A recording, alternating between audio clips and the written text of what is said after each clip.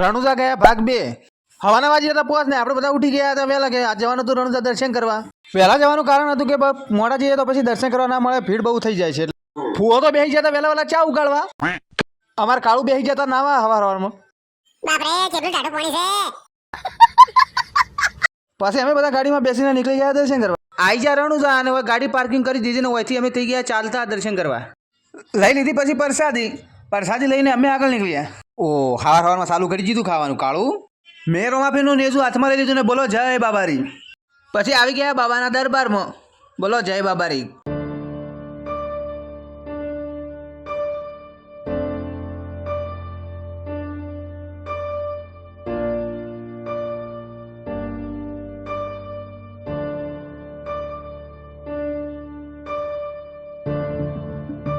દર્શન કરીને અમે આવી ગયા બહાર અને હવે જવાનું હતું પોખરણ કિલ્લો જોવા। ગાડીમાં બેસીને થઈ ગયા બધા આગળ। અરે બાપલી આ શું, આવી જતા ફાટક અને ફાટક લાગ્યા તાળા। આવી ગયા પોખરણ ગઢ કિલ્લો જોવા। ચલો અંદર જઈએ હવે। ટિકિટ લઈ લીધી ને લઈને અમે નીકળી ગયા અંદર કિલ્લો જોવા। એવું માનવામાં આવે છે કે આ કિલ્લો 14મી સદીમાં મારવાડના ઠાકોર રાવ માલદેવ દ્વારા બનાવવામાં આવ્યો હતો। આ કિલ્લો લાલ રેતાળ પથ્થરમાંથી બનાવવામાં આવ્યો છે। આ કિલ્લામાં મ્યુઝિયમ પણ આવેલું છે। તેમાં 600 વર્ષ જૂના હથિયારો, વસ્ત્રો અને લોકો કેવું જીવન જીવતા એ બધું બતાવવામાં આવ્યું છે। ચાલો તો તમને પણ બતાવું।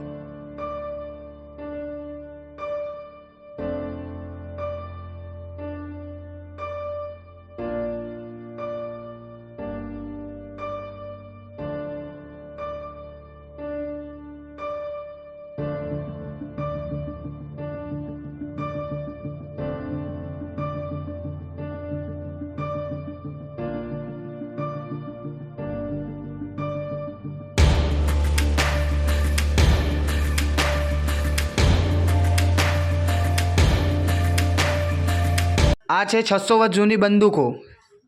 આ છે બખ્તર।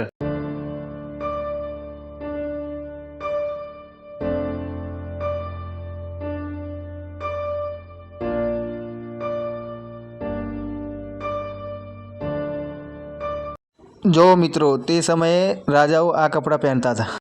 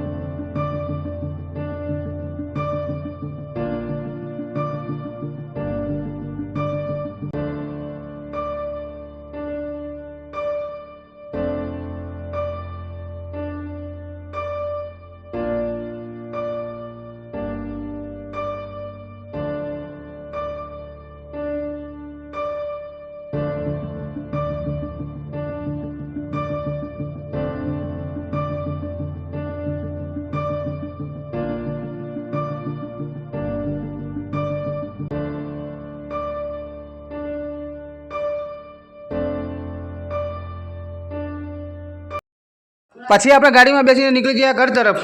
જય બાબારી।